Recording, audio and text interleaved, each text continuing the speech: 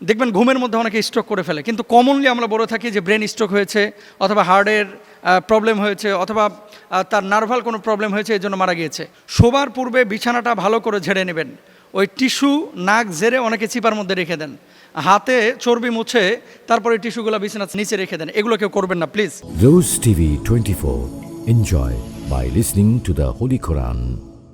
প্রায়ই আমাকে ঘুমের মধ্যে বোবাই ধরে।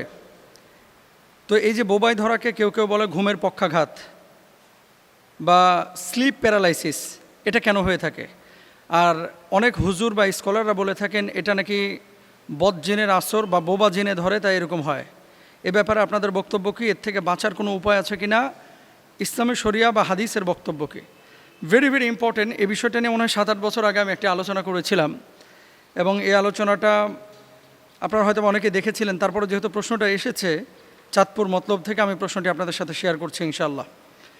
রাসূল আকরাম সাল্লাল্লাহু আলাইহি ওয়াসাল্লামের হাদিস, কিছু স্বপ্ন আছে যেগুলো আল্লাহ সুবহানাহু ওয়া তাআলার পক্ষ থেকে সরাসরি সুসংবাদ, আর কিছু স্বপ্ন আছে যেমন আর রুইয়া মিনাশ শাইতান, যেগুলো শয়তানের পক্ষ থেকে আসে, মানুষের মধ্যে একটা ভীতির সঞ্চার করে। এখন রাসূল আকরাম সাল্লাল্লাহু আলাইহি ওয়াসাল্লাম সুনানে তিরমিজির আরও একটি হাদিসের মধ্যে বলছেন যে শয়তান স্বপ্নের মধ্যে ভীতি প্রদর্শন করে থাকে। এখন আপনি স্লিপ প্যারালাইসিস বলেন, আপনি ঘুমের পক্ষাঘাত বলেন, আর বোবা জিনে ধরা বলেন, যেভাবেই আপনি সংজ্ঞায়িত করেন না কেন, এই মানুষ যখন ঘুমের মধ্যে পড়ে অনেক সময় এরকম ফিল বা অনুভূতি তার ভিতরে কাজ করে যে আমার বুকের ওপরে ভারী কিছু চেপে বসেছে বা চেপে ধরেছে, এবং সে কথা বলতে পারছে না। সে বাঁচাও বাঁচাও বলে চিৎকার করতেছে, কিন্তু কেউ তার ডাকে সাড়া দিচ্ছে না। এরকম কিন্তু আপনারও হয়েছে, আমারও হয়েছে, এবং অসংখ্য মানুষের কিন্তু এমনটা হয়ে থাকে। এবং আল্লাহ সুবহানাহু ওয়া তাআলা সূরা কাহফের মধ্যে বলছেন, দেখেন, ইবলিশ শয়তান জিন সম্প্রদায়ের অন্তর্ভুক্ত। ইবলিশ মূলত জিন সম্প্রদায়ের অন্তর্ভুক্ত। এখন আমরা যখন ঘুমের মধ্যে থাকি এবং বুকের ওপরে এরকম চাপা কোনো কিছু অনুভূতি হয়, ধরেন আকাশের ওপর থেকে পড়ে যাচ্ছি, চিৎকার করতেছি, কেউ ডাক শুনতেছে না। আবার রাস্তা দিয়ে হেঁটে যাচ্ছে, পেছন থেকে বিশাল সাপ আমাকে ধাওয়া করতেছে, কেউ আমার দিকে তাকাচ্ছে না। অনেক সময় দেখা যায় যে কুকুর আমাকে কামড়াতে আসতেছে, কিন্তু আমি বাঁচার জন্য চেষ্টা করতেছি, কেউ আমার ডাকে সাড়া দিচ্ছে না। এরকম কিন্তু অনেক সময় হয়ে থাকে। তাহলে নিজেকে কন্ট্রোল করতে গিয়ে আমরা, এমনও হয়েছে যে এই পৃথিবীতে দেখবেন ঘুমের মধ্যে অনেকে স্ট্রোক করে ফেলে, কিন্তু কমনলি আমরা বলে থাকি যে ব্রেন স্ট্রোক হয়েছে অথবা হার্টের প্রবলেম হয়েছে অথবা তার নার্ভাল কোনো প্রবলেম হয়েছে, এই জন্য মারা গিয়েছে। কিন্তু এরকম ক্ষেত্রে যে মানুষ মারা যেতে পারে, দুর্ঘটনার বশবর্তী বা মুখোমুখি হতে পারে, এটা কিন্তু প্রমাণিত। মানুষ এই যে বোবা জিন যখন চলে যায় বা বোবাই ধরাটা যখন কেটে যায়, বুকের উপর থেকে ভারী কিছুটা যখন চলে যায়, তখন কিন্তু উঠে হাঁপাতে লাগে। খেয়াল করেছেন? অনেক সময় কিন্তু অস্থির হয়ে যায়। এখন বাঁচবেন কিভাবে? এজন্য কিভাবে এই জিনের আক্রমণ, এই বদজিন বা বোবা জিনের আক্রমণ থেকে আমরা কিভাবে বাঁচব, এটা ঘুমের পক্ষাঘাত আপনি বাংলায় বলতে পারেন, বা স্লিপ প্যারালাইসিস আপনি ইংরেজিতে বলতে পারেন। বেসিক্যালি এটা হচ্ছে জিন শয়তানের একটা আক্রমণ, এবং মানুষকে এরা ওয়াসওয়াসা কখন দেয়? যখন মানুষ অপবিত্র অবস্থায় থাকে। তাহলে বাঁচার উপায় কী? বাঁচার উপায় হচ্ছে ঘুমের পূর্বে আপনি প্রথমত দরজাগুলো বিসমিল্লাহ বলে বন্ধ করে দেবেন। 1 নাম্বার, ঘুমের পূর্বে দরজাগুলো বিসমিল্লাহ বলে বন্ধ করবেন। 2 নাম্বার, আয়াতুল কুরসি পড়বেন। 3 নাম্বার, 4 কুল আপনি পড়বেন। পড়ে 2 হাতের তালুতে এভাবে ফুৎকার দেবেন। ফুৎকার দিয়ে পুরো শরীরটাকে আপনি মুছে নেবেন ইনশাআল্লাহ। বিছানাটা কেউ অপবিত্র রাখবেন না। আপনারা বিছানা অনেকে অপবিত্র রাখেন, ওই বিছানাতেই খান, ওখানে বাচ্চা পেশাব করে, ওখানেই বাচ্চা হাগুমুতু করে, ওইভাবে কিন্তু বিছানায় আবার একটু কোনো মতো টিস্যু দিয়ে মুছে আপনারা শুয়ে যান। দুর্গন্ধে টিকা যায় না। মনে রাখবেন, যে বাসায় যত বেশি অপবিত্রতা, সেই বাসায় তত বেশি বদজিনের প্রভাব। সুতরাং বোবা জিনে যাদেরকে ধরে, আপনারা বলেন অনেকেই যে মোহতারাম প্রায়ই এরকম ঘটনা ঘটতেছে, এটা তো মানুষের নিয়ন্ত্রণের ভিতরে না, নিয়ন্ত্রণের বাইরে চলে যায়, এবং এদেরকে বেশি ধরে যারা অপবিত্র অবস্থায় থাকে। এরপর আসেন, ঘুমানোর আগে এই আমলগুলোর পাশাপাশি সূরা মুলুকটা আপনি হয় তেলাওয়াত করেন অথবা শুনেন। সূরা বাকারাটা মৃদু স্বরে আপনি মোবাইলে প্লে করে রাখেন, ওপেন করে রাখেন, এটা বাজতে থাকবে, আপনি ঘুমিয়ে যান, বা কানে হেডফোন লাগা, মজা পাবেন ইনশাআল্লাহ তাআলা, এবং এই সমস্ত বিষয় থেকে বাঁচবেন ইনশাআল্লাহ। শোবার পূর্বে বিছানাটা ভালো করে ঝেড়ে নেবেন।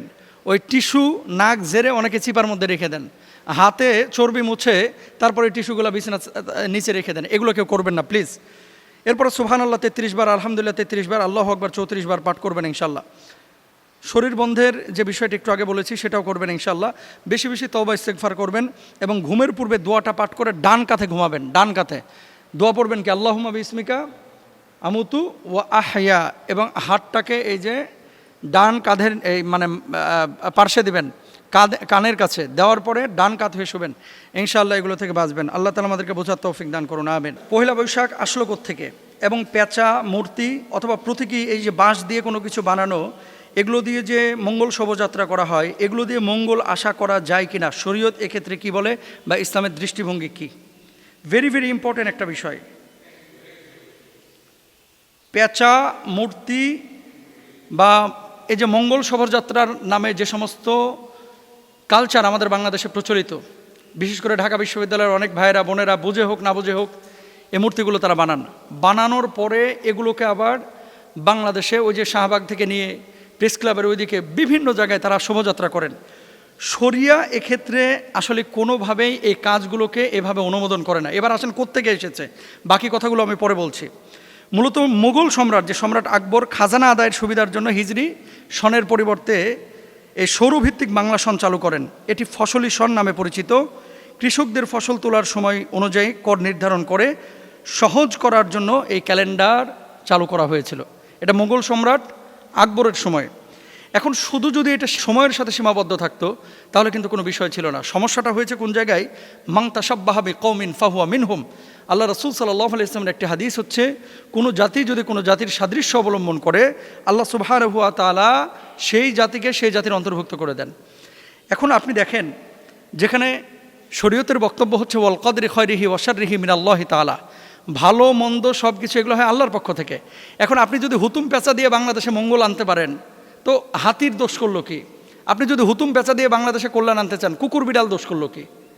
আপনি যদি হুতুম পেঁচা আর এই ধরনের এই যে কাঠ বাঁশ দিয়ে বানানো মূর্তি দিয়ে বাংলাদেশে কল্যাণ আনতে চান, তাহলে শরিয়ার যে বিষয়গুলো, যে ওয়াল কদরি খয়রিহি ওয়া শাররিহি মিনাল্লাহি তাআলা, তাকদীরের ফয়সালা আল্লাহর পক্ষ থেকে হয়, এই বিষয়টা কেমন হয়ে গেল না শরীয়তের সাথে সাংঘর্ষিক। এখন আপনি যদি মুসলিম হয়ে থাকেন, বাংলা সনকে আমরা অস্বীকার করি না, বাংলা সনের বিষয়গুলোকে আমরা অস্বীকার করি না। আমরা বলতে চাচ্ছি সনের জায়গায় থাকুক। আরবি সন যেমন সত্য, বাংলা সন যেমন আমরা বিশ্বাস করি, ইংরেজি সন যেমন আমরা বিশ্বাস করি, কিন্তু শরীয়ত যেগুলোকে একেবারে অনুমোদন করে না বা যেগুলোকে নেগলেক্ট করে সেগুলোকে আমরা বিশ্বাস করি না। আপনি দলিল নেন, আল্লাহ সুবহানাহু ওয়া তাআলা কুরআনুল কারীমের মধ্যে বলছেন, ওয়া ইয়ামসাসকাল্লাহু বিদুররিন ফালা কাশিফা লাহু ইল্লা হু। আল্লাহ যদি তোমাদের কোনো কষ্ট দেন তিনি ছাড়া তা দূর করার কেউ নাই। এখন ধরেন আপনার ফসলের বিষয় আছে, ধরে নেন আপনার খাবার দাবারের বিষয় আছে, আপনার অসুস্থতা সুস্থতার বিষয় আছে, আপনি চাচ্ছেন যে আপনার এগুলো পরিবর্তন হয়ে ভালো কিছু হোক। তো ভালো কিছু তখনই সম্ভব যখন আল্লাহর ইশারা সেখানে হবে। আল্লাহর ইশারা ছাড়া কোনো ধরনের মঙ্গল শোভাযাত্রা আপনার মঙ্গল আনতে পারে না। এখন আপনি কি করবেন? অতিলকাল আইয়ামু নুদাউলিহা বাইনান নাস। এই সময়টা আল্লাহ সুবহানাহু ওয়া তাআলা নিজে পরিবর্তন করেন। যেমনইভাবে বাংলা সনের পরিবর্তন হয়, তদ্রূপভাবে ইংরেজি সনের পরিবর্তন হয়। এখন আপনি এই যে পহেলা বৈশাখকে কেন্দ্র করে মঙ্গল শোভাযাত্রা করবেন, আপনি ইলিশ মাছ খাবেন, পান্তা খাবেন, আপনি বলবেন এগুলো বাঙালি কালচার। মুঘল সাম্রাজ্যে যখন এই যে সন চালু হলো, তার পরবর্তী সময়গুলোতে আপনি এই কালচারগুলো কি পেয়েছেন কখনো? এই কালচারগুলো কখনো পেয়েছেন? আপনি বলবেন পান নাই। এখন সিদ্ধান্ত আপনাকে নিতে হবে। দেখেন, আপনি যদি মানেন এটা একান্ত আপনার ব্যক্তিগত ব্যাপার, কিন্তু আপনি আরেকজনকে জোর করে মানাবেন বা তার কাছে দাওয়াত পৌঁছাবেন, সেক্ষেত্রে ইসলামিক স্কলারদের একটা দায়িত্ব আছে তাদেরকে সতর্ক করা যে ইসলাম এগুলো অনুমোদন করে না। এখন সিদ্ধান্ত আপনার, কবরে আপনাকে যেতে হবে, হাসরে আপনাকে উঠতে হবে। এমন কোনো কাজ করা যাবে না, কুল্লু বিদআতিন দলালা কুল্লু দলালাতিন ফিন্নার। এটা বিদআহ এবং এর মধ্যে শিরিক রয়েছে। কেন শিরিক রয়েছে? মঙ্গল শোভাযাত্রা আপনি নামে দিয়েছেন, যেখানে মঙ্গলের একটা বিষয় কিন্তু সম্পৃক্ত থাকে। তো মঙ্গল তো মানুষ নিয়ন্ত্রণ করে না ভাই, মঙ্গল তো নিয়ন্ত্রণ করে আল্লাহ সুবহানাহু ওয়া তাআলা। এজন্য বি কেয়ারফুল। আল্লাহ তাআলা আমাদেরকে বোঝার তৌফিক দান করুন, আমিন।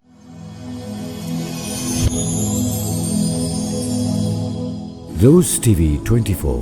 Enjoy by listening to the Holy Quran.